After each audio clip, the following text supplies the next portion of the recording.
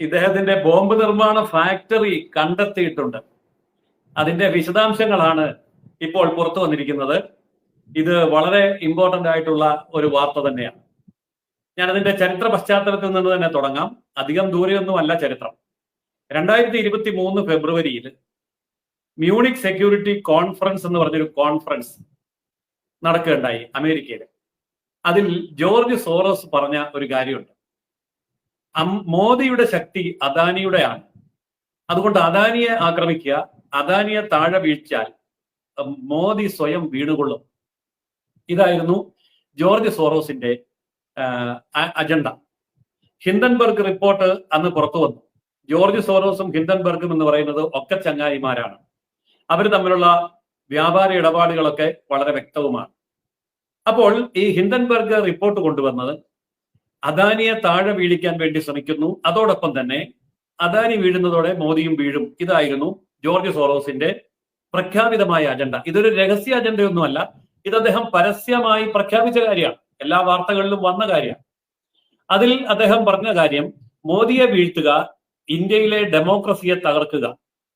അതിനായി George Soros പല വഴി ഇന്ത്യയിലേക്ക് ഫണ്ടുകൾ ഒഴുക്കി, പല NGOകൾ വഴിയാണ് അത് ഒഴുക്കിയത്.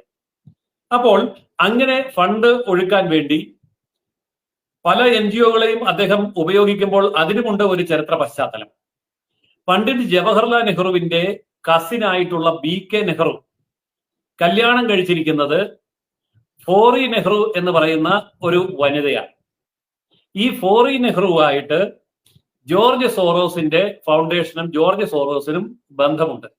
ആ കാലഘട്ടം മുതൽ തുടങ്ങുന്ന വളരെ പഴയ ഒരു ചരിത്രമാണ് ഇത്. അപ്പോൾ ഈ ഫോറി നെഹ്റുവിന്റെ പ്രവർത്തനങ്ങൾ അമേരിക്കൻ അംബാസഡറായ, ഇന്ത്യയുടെ അമേരിക്കൻ അംബാസഡറായ BK നെഹ്റു, അദ്ദേഹം പണ്ഡിറ്റ് ജവഹർലാൽ നെഹ്റുവിന്റെ കസിനാണ്. ആ കസിനായ BK നെഹ്റുവിന്റെ ഭാര്യ ഫോറി നെഹ്റു, ആ ഫോറി നെഹ്റുവിന് ജോർജ് സോറോസുമായി ബന്ധമുണ്ട്. നോക്കണം, ഇത് ജവഹർലാൽ നെഹ്റുവിന്റെ കാലം മുതൽ തുടങ്ങിയ ബന്ധമാണ്. ആ കാലഘട്ടം മുതൽ ഇന്ത്യ തകർക്കാൻ വേണ്ടിയുള്ള ഗൂഢാലോചന ജവഹർലാൽ നെഹ്റു തന്നെ ഏറ്റെടുത്തിരുന്നു എന്നുള്ളതിന്റെ തെളിവാണ് ഇപ്പൊ പുറത്തു വന്നുകൊണ്ടിരിക്കുന്നത്. അതായത് ഇന്ത്യയെ രണ്ടാക്കി മുറിച്ച് അതിന്റെ പ്രധാനമന്ത്രി ആക്കുമ്പോൾ തന്നെ ജവഹർലാൽ നെഹ്റുവിന്റെ ലക്ഷ്യം ഇന്ത്യ തകർക്കുക എന്നുള്ളതായിരുന്നു. അതിന് അമേരിക്കയെ കൂട്ടുപിടിക്കാൻ.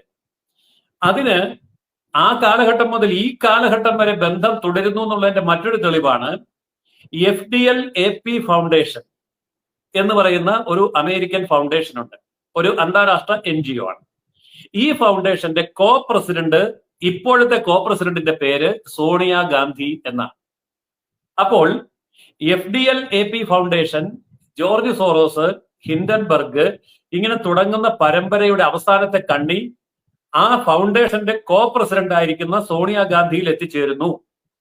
അതിനുള്ള ഫണ്ട് കൊടുക്കുന്നത് ജോർജ് സോറോസ് ആണ്. അപ്പോൾ FDL-AP ഫൗണ്ടേഷൻ അവരെന്തൊക്കെ കാര്യങ്ങളാണ് ഇന്ത്യയിൽ കൊണ്ടുവന്നത്, ഇന്ത്യയിൽ ഉന്നയിച്ചത് എന്നുള്ളത് നമുക്കൊന്ന് നോക്കാം. ആസാദ് കാശ്മീർ വേണം എന്നാവശ്യപ്പെടുന്ന പ്രക്ഷോഭത്തിന് ഫണ്ട് ചെയ്തത് അവരാണ്. ഹിൻഡൻബർഗ് വിഷയം ഉയർത്തിക്കൊണ്ടുവരാൻ വേണ്ടി ഫണ്ട് ചെയ്തത് അവരാണ്. പെഗാസസ് അഴിമതി കേസില് ഫണ്ട് ചെയ്തത് അവരാണ്. അതുപോലെ തന്നെ അമേരിക്കയിൽ പ്രവർത്തിക്കുന്ന മറ്റൊരു സംഘടനയുണ്ട്, സുനിത വിശ്വനാഥ് വഴിയൊക്കെ വളരെയേറെ പ്രസിദ്ധമായിട്ടുള്ള ഹിന്ദു ഫോർ ഹ്യൂമൻ റൈറ്റ്സ്. പേര് കേട്ടാൽ തോന്നും വിശ്വ ഹിന്ദു പരിഷത്തുകാരോ RSSകാരോ തുടങ്ങിയാണെന്ന് തോന്നും. സുനിത വിശ്വനാഥ് എന്നാണ് പേര്. ഇത് ഇന്ത്യയുടെ ജനാധിപത്യത്തെ തകർക്കാൻ വേണ്ടിയുള്ള അമേരിക്കൻ ഗൂഢാലോചന കൂട്ടുകമ്പനിയാണ്. ജോർജ് സോറോസ്, ഹിൻഡൻബർഗ് അടക്കമുള്ളവരുടെ കമ്പനിയാണ്. അപ്പോൾ ഇതൊക്കെ ഒരു വശത്ത് നിൽക്കുമ്പോൾ ഇപ്പോൾ ഏറ്റവും അവസാനം പുറത്തു വന്നിരിക്കുന്ന ഒരു വാർത്ത ഇതാണ്: 7 ഇടതുപക്ഷ ബുദ്ധിജീവി എഴുത്തുകാരെ അമേരിക്ക വളരെ കാര്യമായി സൽക്കരിക്കുന്നു. ഏറ്റവും അവസാനം അതിൽ 7 പേരുടെ പേരാണ് പുറത്തു വന്നിരിക്കുന്നത്. 1 ആനന്ദ് വർദ്ധൻ സിംഗ്, 2 പ്രൊഫസർ അബേ ബൂബെ, 3 ആശുതോഷ്, 4 ഡോക്ടർ രാകേഷ് പഥക്, 5 ശീതൾ P സിംഗ്, 6 രാജേശ്വർ സിംഗ്, 7 ജ്ഞാനേഷ് തിവാരി. ഈ 7 ഇന്ത്യ വിരുദ്ധ എഴുത്തുകാരും ബുദ്ധിജീവികളും വിദേശത്ത് സമ്മേളിച്ച് പുതിയ ടൂൾ കിറ്റ് ഉണ്ടാക്കി രാഹുൽ ഗാന്ധിയുടെ കയ്യിൽ കൊടുത്തുവിടുകയാണ്. ഈ ടൂൾ കിറ്റ് ഇന്ത്യയിൽ പ്രയോഗിക്കുന്നതിന് മുമ്പ് 2 രാജ്യങ്ങളിൽ പ്രയോഗിച്ചു. ആ 2ഇടത്തും അത് വിജയിച്ചു. അതിലൊന്ന് ബംഗ്ലാദേശ്. ബംഗ്ലാദേശിൽ കലാപമുണ്ടായി, അവിടെ ഗവൺമെന്റിനെ മാറ്റി. 2 നേപ്പാളിൽ കലാപമുണ്ടായി, ഗവൺമെന്റിനെ മാറ്റി. മൂന്നാമതായിട്ട് അത് ഇന്ത്യയിൽ പ്രയോഗിക്കാൻ നോക്കിയത് ലഡാക്കിൽ വാങ്ചുക് എന്ന് പറയുന്ന ഒരാളെ രംഗത്തിറക്കി. ലഡാക്കിൽ ഇത് പ്രയോഗിച്ചപ്പോ നമ്മുടെ നാടൻ ഭാഷയിൽ പറഞ്ഞാൽ ചീറ്റിപ്പോയി, അത് ഏറ്റില്ല. കാരണം എന്താണ്? ഇത് നരേന്ദ്രമോദിയുടെ ഇന്ത്യയാണ്. ഇവൻ ഇത് സാധനം കൊണ്ട് വരുന്നുണ്ടെന്നുള്ളത് നേരത്തെ മനസ്സിലാക്കിയത് കൊണ്ട് ഇങ്ങോട്ട് വരുന്നതിനിപ്പുറം അങ്ങോട്ട് കയറി കൊടുത്തു. അതുകൊണ്ട് ഇന്ത്യയിൽ ഈ പടക്കം പൊട്ടിയില്ല. പക്ഷേ BBC അന്നേരം പറയുന്നത് നോക്കൂ, ജെൻസി റവല്യൂഷൻ എന്തുകൊണ്ട് ഇന്ത്യയിൽ സംഭവിക്കുന്നില്ല? ഇന്ത്യയെ മോചിപ്പിക്കാൻ, അതായത് നരേന്ദ്രമോദിയിൽ നിന്ന് ഇന്ത്യയെ മോചിപ്പിക്കാൻ എന്തുകൊണ്ട് സാധിക്കുന്നില്ല എന്നോർത്ത് കരയുന്നത് BBC ആണ്. അപ്പോൾ ഇത്രയും ഗുരുതരമായിട്ടുള്ള ആരോപണങ്ങൾ, ഇത്രയും വ്യക്തമായ തെളിവുകളോടെ രംഗത്ത് വരുമ്പോൾ നമ്മൾ മനസ്സിലാക്കേണ്ട ഒരു കാര്യം, ഈ ടൂൾ കിറ്റുകളെല്ലാം കൊണ്ടുവന്ന് ബോംബ് പൊട്ടിക്കുമെന്ന് പറഞ്ഞ് തുറക്കുന്നത് പാർലമെന്റ് സമ്മേളനത്തിന്റെ കൃത്യം 1 മാസം മുമ്പായിരിക്കും. അങ്ങനെ 1 മാസം മുമ്പ് രാഹുൽ ഗാന്ധി ബോംബ് കൊണ്ടുവരുന്നു, ബോംബ് പൊട്ടിക്കുന്നു, ചർച്ച നടത്തുന്നു, ചാനലുകളെ എല്ലാം വിലക്കെടുക്കുന്നു, എന്നിട്ട് അവർ ചർച്ച നടത്തുന്നു. ഇപ്പോൾ ഈ ചാനലുകളെയൊക്കെ വിലക്കെടുക്കുന്നു എന്ന് പറയുമ്പോൾ ഏറ്റവും അവസാനം നമ്മുടെ കേരളത്തിലെ ഒരു യൂട്യൂബ് ചാനൽ, കേരളത്തിലെ നമ്പർ 1 ചാനലിലെ വരെ വിലക്കെടുത്തേണ്ട ചർച്ച ഇപ്പോഴും നടന്നുകൊണ്ടിരിക്കുകയാണ്. ഞാനതിന്റെയൊക്കെ വിശദാംശങ്ങളിലേക്ക് പോകുന്നില്ല.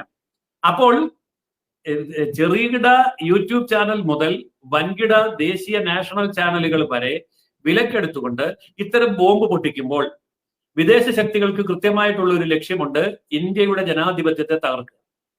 അതിന്റെ ഉദ്ദേശം എന്താണ്? അമേരിക്കയുടെ വീറ്റോ പവറിനെയും ഉപരോധത്തെയും പുല്ലുപോലെ തള്ളിക്കളയുകയും അമേരിക്കയുടെ ഫോൺ കോൾ അമേരിക്കൻ പ്രസിഡന്റ് 4 തവണ കുത്തിയിരുന്ന് വിളിച്ചിട്ട് നരേന്ദ്രമോദി തിരിഞ്ഞു നോക്കിയില്ല. അങ്ങനെ ഒരു ലോക നേതാവിനെ ഇന്ന് വരെ ലോകം കണ്ടിട്ടില്ല.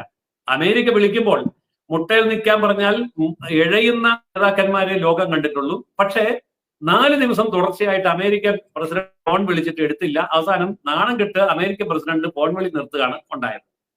അങ്ങനെ ഒരു രാജ്യത്തെ ഇങ്ങനെ അങ്ങ് വിട്ടാലൊക്കില്ലല്ലോ, തകർക്കണം.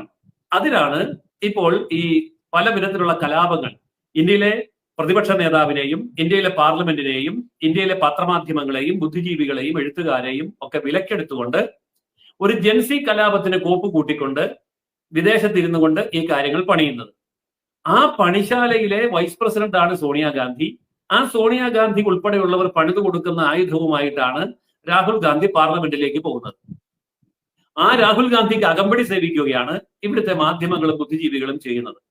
പക്ഷെ ഇന്ന് കല്ലേ കടിച്ച് പല്ല് കളയാവുന്നല്ലാതെ ഒരു കാര്യമില്ല.